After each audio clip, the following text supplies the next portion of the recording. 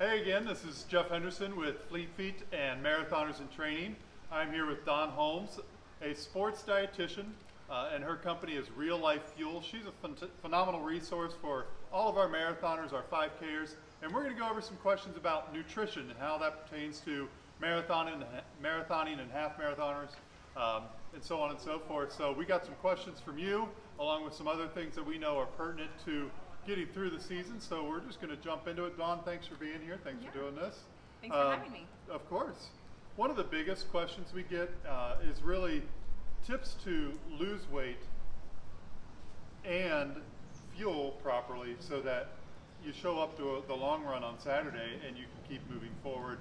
I know that's a loaded question. It's different for everyone, but what do you say to that? Such a great question. I do get it a lot. So when you are trying to lose weight as well as train, you're not going to be able to do both well. You need to pick one or the other.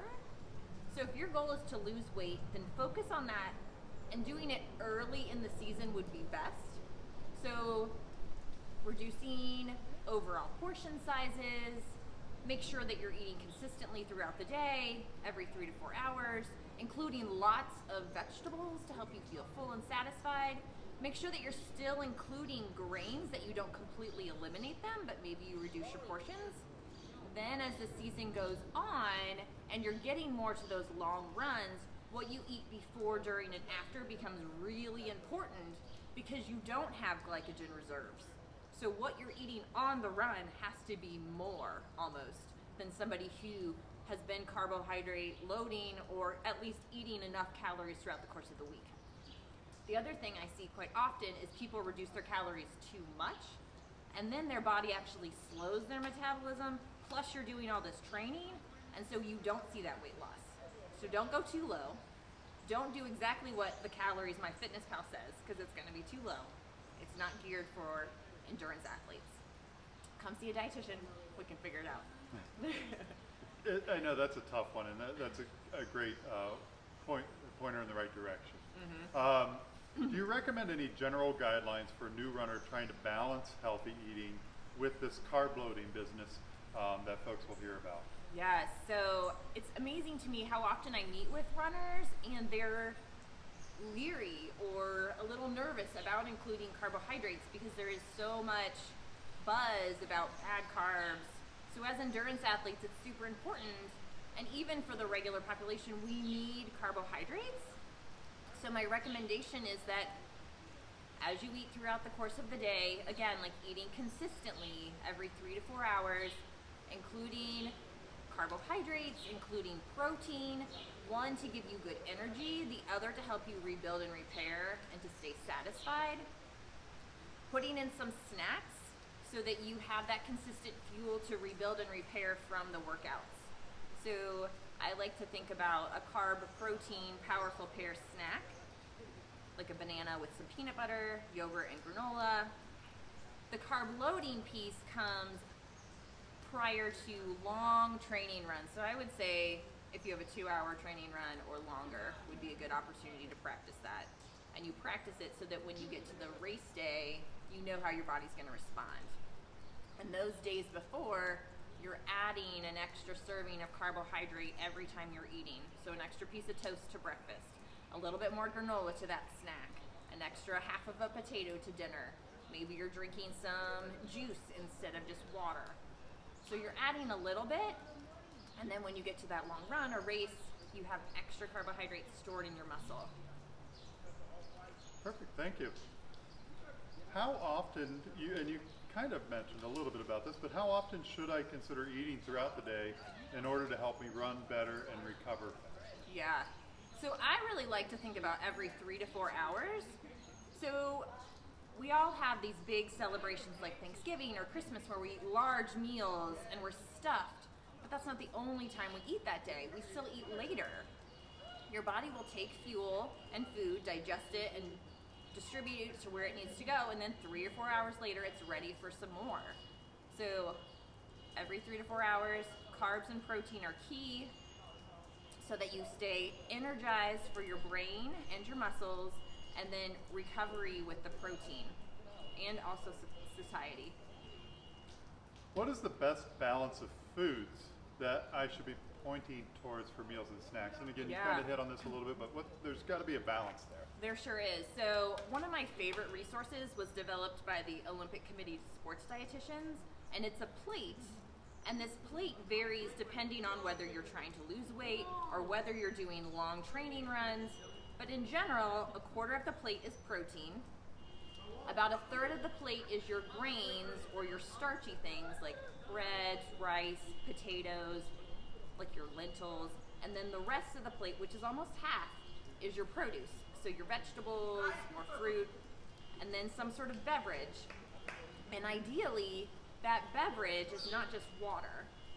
We know that hydration is important and we need those fluids, but we also need electrolytes and other things that we enjoy to drink. You've mentioned carbohydrates a number of times. Tell me about them. What are they? How are they used in the body? And why are they such good fuel for runners and walkers? So carbohydrates, and in general, the foods that we think of are grains, bread, cereal, rice, pasta, fruits, vegetables, dairy, milk, and yogurt. Those are all good sources of carbohydrates. And those are foods that break down relatively quickly in the body and are distributed. And in fact, it is what our brain uses as fuel, and it's what helps us stay, I guess, focused during the day. We can actually store carbohydrates in our muscle as glycogen. So those are some of the reasons why it's so beneficial for endurance athletes, is because you're going a long time. You want to maximize how much you can store in your body, and you also want to make sure that your brain is still functioning to tell your body to keep going. There's also a ton of research showing that this type of fuel is most effective for an endurance athlete. Perfect. What about proteins and fats? If I'm hesitant to use dairy or I avoid beef, are there other good sources of these? Sure. So protein we think about as rebuilding and repairing. It's not a primary energy source, and I think a lot of times it gets a little unbalanced for folks. It's more of it needs to be there. So a portion of about palm size is a good target at meals. Fats are essential. In fact, your brain is about 60% fat, so we need them. Every cell in your body, the membrane has fat in it. It's also a cushion. It helps to regulate temperature. Today it's a little chilly. I wish I had a little bit more cushion. But we need those. And in fact, if we look at amount of calories, we need more calories to come from fat than we do from protein, actually. So good sources of fat are from plants, avocados, nuts, seeds, olives. Those are olive oil, important to include there.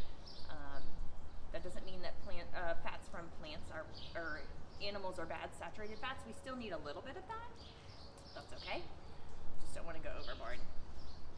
Dairy is a great option for athletes. It contains carbohydrates and proteins, all of your electrolytes.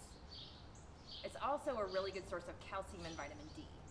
So when there are folks who aren't able to tolerate it or prefer something else, my question is, how are we going to get those nutrients in a different way? So you could do soy products, soy milk or yogurts would be good. They're also fortified with calcium. They have the protein, they have the carbohydrates. A lot of folks are interested in almond milk and using it. Please know that almond milk does not contain the same amount of protein. It has 1 gram versus 8, and it does not contain a similar amount of carbohydrates. So it's more of a calcium and vitamin D fortified beverage than really the same nutritional punch that you get from the soy or the dairy foods. Did not know that. That's actually very helpful. Say your family has a history of heart conditions and you try to avoid sodium. Yes. A lot of articles might say that salt is an important component because I'm sweating away quite a bit of that while I'm running. How can I replace that if I'm trying to go with a sodium or a diet that's a little bit lower in sodium? Sure. So if you have a heart condition where you need to watch your sodium, my first response is you better, I would like you to make sure you're working closely with your doctor and your dietitian because they ultimately know your condition the best. I actually ran into a cardiac dietitian yesterday, so I asked her this question just to make sure we were on the right track.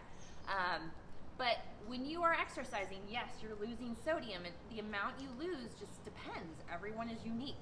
It could be 450 milligrams an hour, or it could be 1,800. There's a big range. So when you are active, you do want to put that sodium or have that sodium included in your beverages because otherwise you will run into problems with your hydration status. You will not be well hydrated and you will feel pretty yucky. So including a sports drink when you are active over that hour mark would be a good suggestion, and try to start with something that's maybe on the lower sodium side. And then if you find that you are a very heavy sweater, so you have sort of the white residue or chalky around your face, then you would want to go to a higher amount. But again, I would check with your physician to see what they would recommend for you personally. Thank you. Any good ideas for pre-morning fuel? So breakfast. I'm particularly tired of bagels and peanut butter. So what else is there that we could consider to fuel us before we run? Sure. I know I need to eat before I run. I can't show up and not have eaten. Bagels and peanut butter are sort of the classic, pretty staple, yes. So some other things, like I like that combination where you have the protein and the carbohydrate because it helps you feel full longer. So you could do something else where some people really like overnight oats or oatmeal. Make sure that it's something you're used to eating throughout the course of the week because there's a lot more fiber and you don't want to have to run to the bathroom while you're out there. Eggs and toast work well for a lot of people if you have a little bit of extra time. Some people even do more of a bar, like a Cliff Bar type of thing. You could try trail mix. For me personally, I like graham crackers and cheese with a little bit of either milk or water. I think it's really you figuring out what sits best for you and how much time you need to have after you eat that. So I can eat graham crackers and cheese and run out the door and it sits okay. Whereas other people may need half an hour or longer.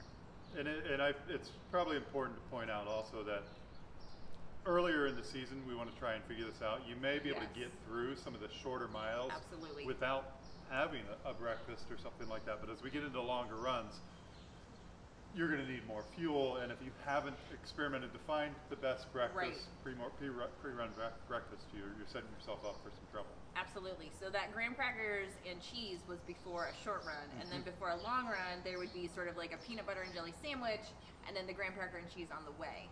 So yes, a bigger amount a couple hours before when you wake up before you get to that one. Yes. So as a sports dietitian, you undoubtedly run into marathoners, half marathoners, folks getting out to train for the first 5K or any gamut of healthy, active endeavors. What other suggestions might you have for folks that we haven't covered so far as it pertains to nutrition and training for a half or a full marathon? So what I find most often is people have not figured out just their day-to-day eating, so eating consistently throughout the day like we talked about, or when they're out doing their long training runs, they're not putting in enough hydration or fuel during those training runs, and so they feel really sore and fatigued and exhausted, and they're really not enjoying their training. So we often increase those things, and it's amazing how much better they feel. They have better energy during the day, better focus during the day, better recovery, so they're not eating the whole next day after that long run. Excellent.